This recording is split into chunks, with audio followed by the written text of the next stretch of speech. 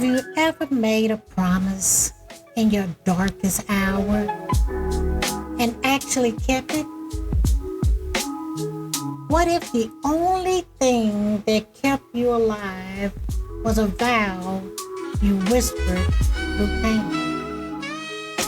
I'm Bonita Payton, and in this episode of She Rises, I take you deep into my truth. This is for the women who were counted out, the mothers who prayed through fear, and the warriors who would never stop fighting. Let's talk about promises, perception, and the cost of keeping your integrity in a world that lies with a straight face. Welcome to She Rises, where real stories rise from the ashes of pain, perseverance, and purpose. I'm Bonita Payton, and today's episode isn't just content, it's confession, clarity, and commitment. See, this is about the promises I made in the dark, the things I vowed when life knocked me down. It's about integrity, my integrity, and what I expect from everyone around me. And it's about the lies that I endured and the truth I continue to stand on. Let me take you back to the beginning, before the titles, before the platforms, just a mother, a prayer, and a promise. When my daughter was born prematurely, she was 7.5 weeks early, and I was barely more than a teenager. See, I was 18 when I got pregnant, and I had just turned 19 4 days ago. The doctors didn't think that she was gonna make it. I remember praying in that hospital chapel and making a promise to God. If you just let her live, I'll never leave her. I'll be there every step of her life. And I kept that promise. There were times that we didn't always get along. I'm not gonna lie. Every mother and daughter has that struggle. There were times when our life went in different directions. But that was my daughter. When she was a little girl, there were times that I had to leave to go try to find a job, get an education. But my daughter always came first. And then when I lost my second son, the grief was like a storm that ripped through my soul. See, that pain, that silence, it made me promise again. God, if you bless me to be a mother again, I will put that child first. And when my son came, I told him, I will always protect you. I will always make sure you are okay. That was our covenant. I remember the night that I went to the hospital. My parents were out of town. My husband was at work. And I was home alone. Just me and my daughter. And it was crazy. Because, see, I didn't go into labor with my daughter. My water just broke. And when I got to the hospital where my mom was already there with me, is when I started having labor pains. But with my son, oh Lord, it was so different. You know, with my son, it was, I was eating Chinese food. And I'm not even gonna lie, I was tired. I was so tired.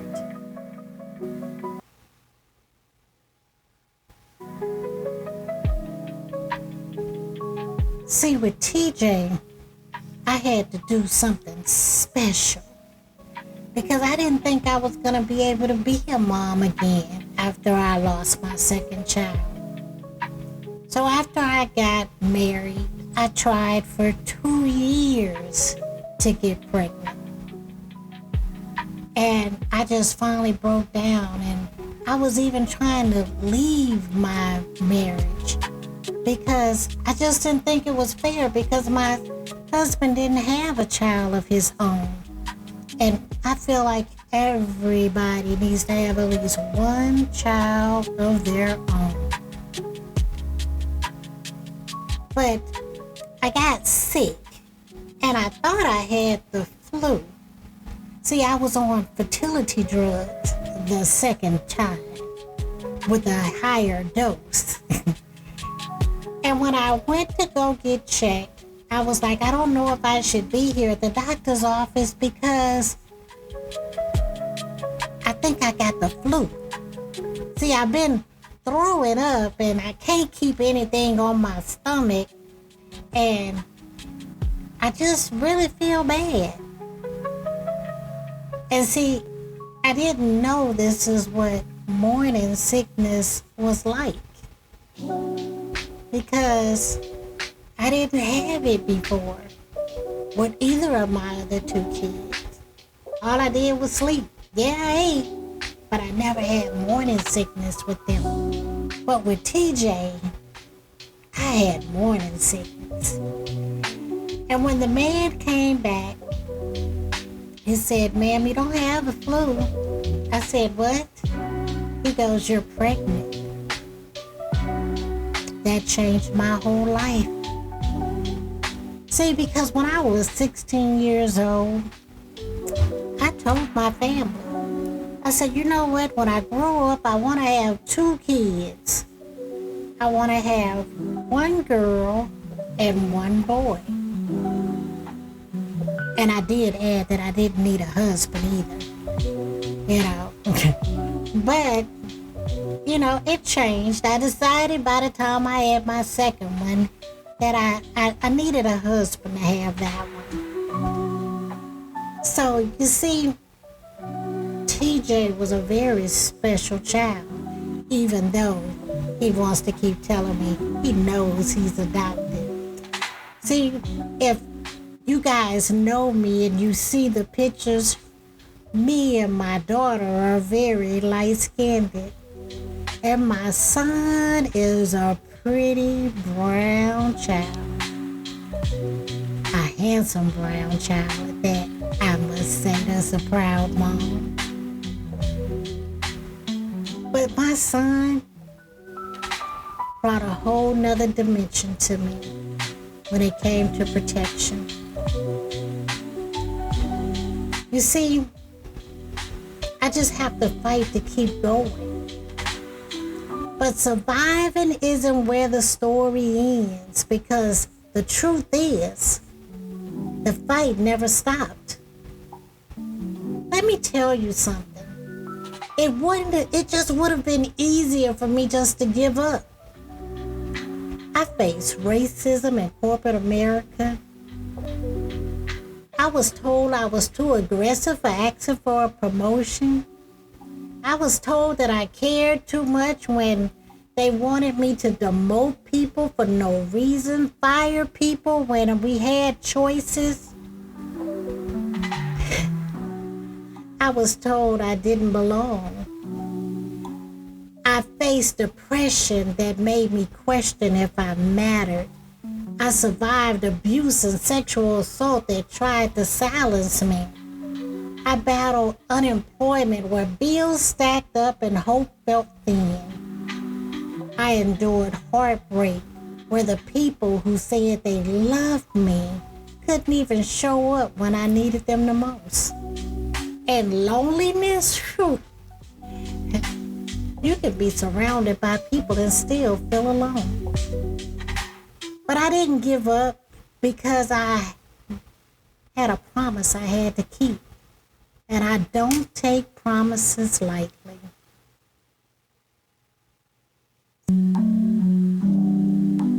The eye contact myth. Let's talk about that and learning to see clearly.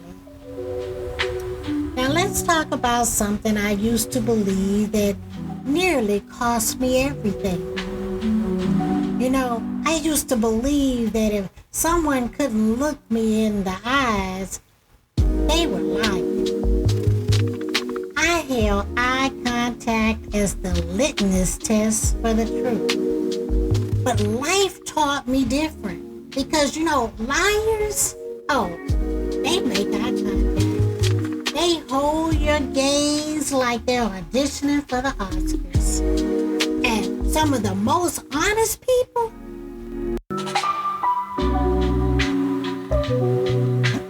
some of the honest people, they can't look you in the eye because they're shy. Anxiety, nervousness, respect, trauma. They can even be neurodiverse. And you know, it could be a culture thing. I've had people in my life lie about their entire identity.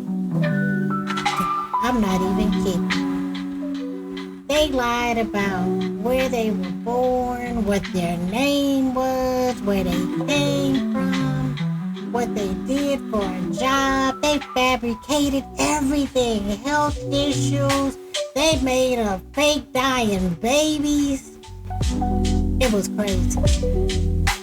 You know, and I felt something was off. You know, my gut knew. My subconscious picked up on all of the cues. But I allowed myself to be gaslit because you know what? I'm an empath. Not only am I an empath, I am a super empath. That means it's really bad. You know, I wanted to believe that people are good. And sometimes that kindness becomes a weapon that they use against you. You know, see, there's something about being an empath and gaslighting. It's one thing to misread a moment. It's another to be manipulated into doubting yourself. When you're someone who wants to see the good in people, you often ignore the bad. You write it off as trauma, as confusion, as them just going through something. But gaslighting, man, that's real. And as someone who survived it, I'll tell you this. If your gut is whispering that something is off, you need to pay attention. Listen more than you speak. Watch for changes in their stories. Are the details shifting? Does the math even math? Because sometimes the math don't be mathing. And if you're constantly confused by someone's behavior, it's not confusion, it's manipulation. You ever notice when someone's lying, either to you or on you, they get real defensive. They hit you with the lines like, why would I have to lie about that? Don't you trust me? I'm just being honest with you. I'm sorry. Those are 3 things you probably should never tell me because I'm truly gonna believe you're lying to me. And see, those aren't answers. Those are distractions. Because a truthful person explains, but a liar, the cue justice. They don't clear the air, they cloud it. It's manipulation dressed up as sincerity. I've heard those lines more times than I can count. And for a long time, I ignored the red flags because I wanted to believe the best in people. But now, I pay attention to patterns, the tone, the timing, the pressure. Because real truth doesn't need a guilt trip attached to it. And it definitely doesn't come with urgency. See, when the world believes the lie, but what hurts even more is when the people you love don't believe you. Now, here's the part that hurts the most. When people you love believe the lie. When they don't even ask you what happened. When they don't give you the benefit of the doubt. When they punish you based on someone else's words without even with a shred of evidence. That kind of betrayal, you can't come back from that one. It is harder than the original offense because all of it just took one question. Did you do this? One conversation. But instead, you get silence, distance, or judgment. I've lost people this way. And I had to grieve the relationship and the lie that killed it. See, I have a golden rule. And there was one rule in my house, and it still stands today.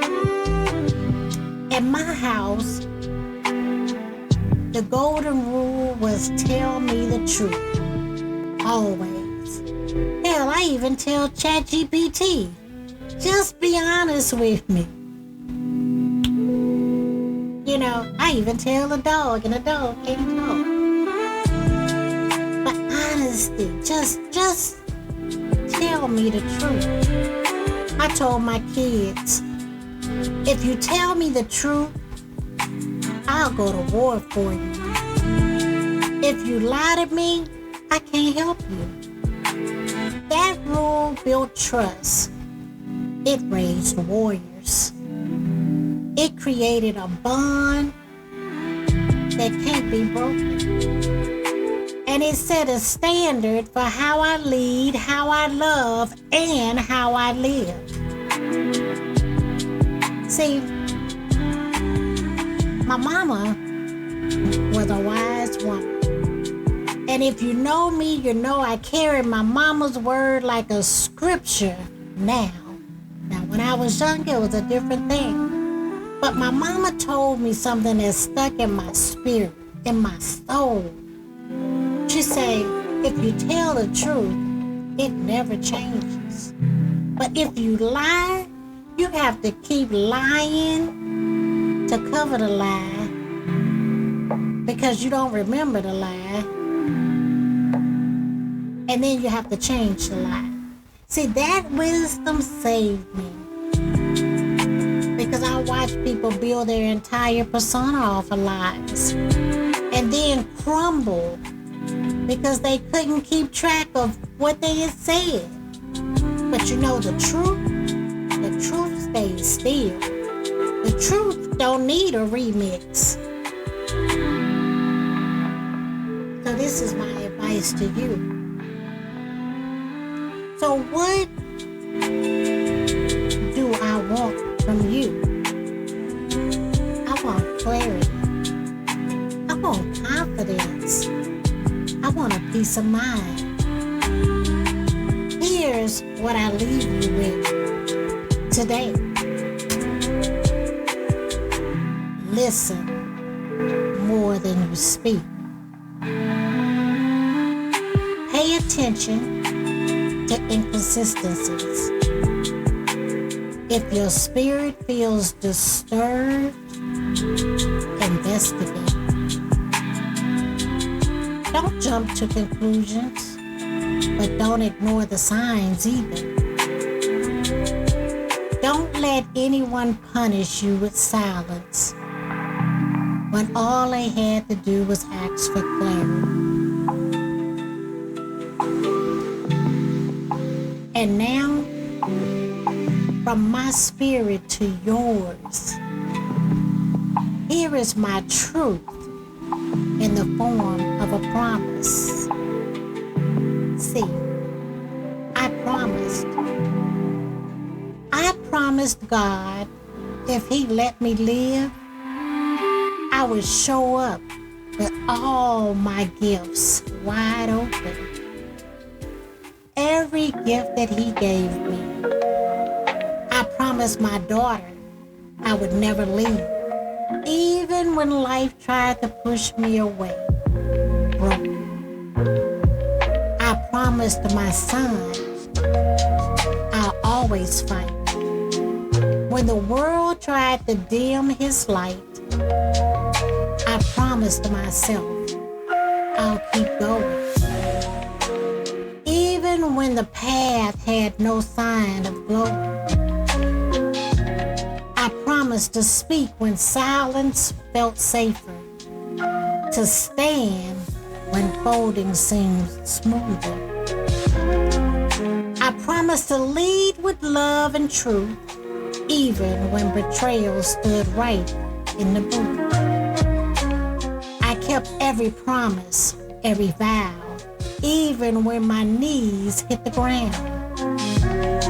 I'm flawed, I'm scarred, but standing, still rising, still giving, still commanding. So if you promise me something, mean it. Say what you mean and mean what you say. Because my soul has no room for pretend. I come with history, with healing, with heat. And I only walk with those who keep their word on repeat. This is She Rises. And until next time, rise with purpose. And don't let go of your truth.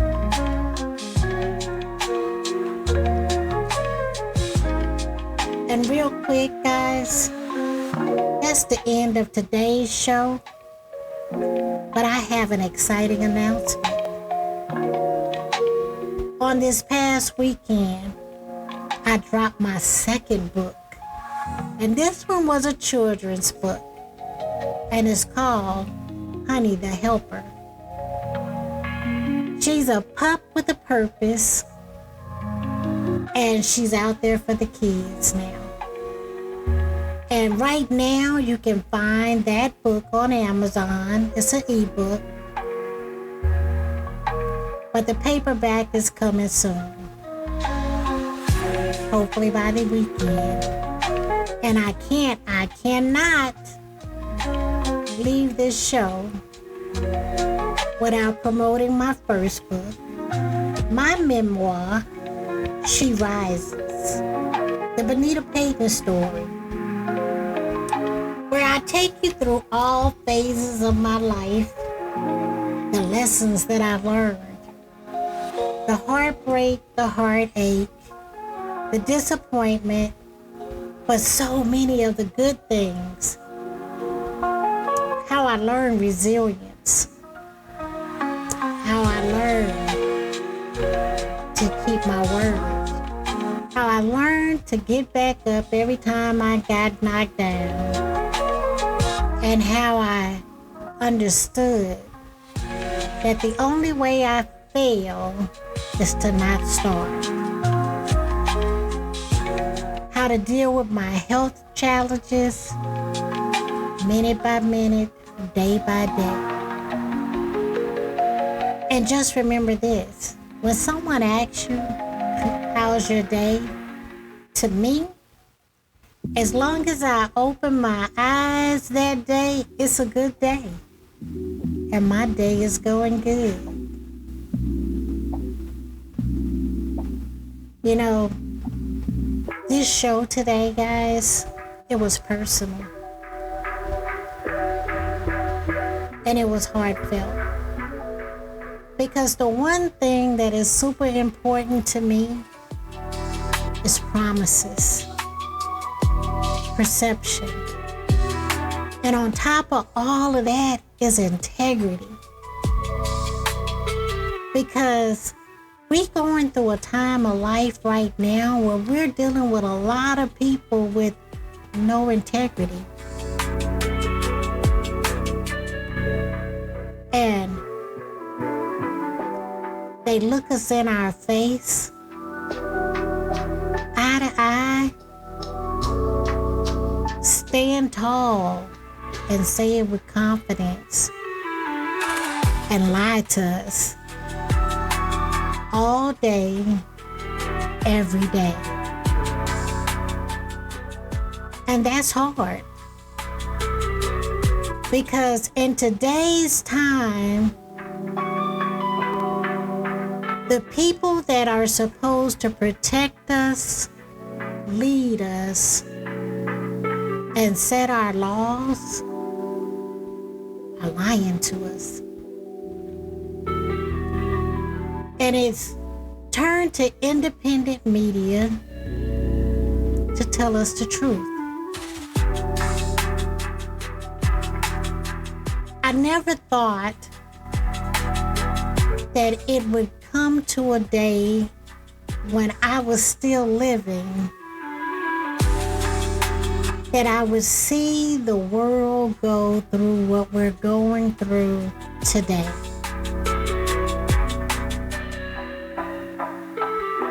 But like they tell you, like my mom told me, the lie is going to keep changing. But when people are telling us the truth, we'll know, because the truth doesn't change. And I want you to remember that. The truth does not change. The truth can be put on repeat over and over and over. I want you to come back next week. And next week, guys, I used to try to plan my shows out. And I had a whole list of what I wanted to talk to you about. But I'm starting to feel like my brothers, the ministers, my nephews, the pastors, and they get in the pulpit and they give you the message that God gave them for that day. So I'm starting to feel that when I hit the mic, because God knows this podcast changed 4 times before you got it. And today I just had to speak from the heart. So I want you to have a great week. And I want you to think about your integrity, your truth, and your peace. And again, until next time, rise with purpose and don't let go of your truth.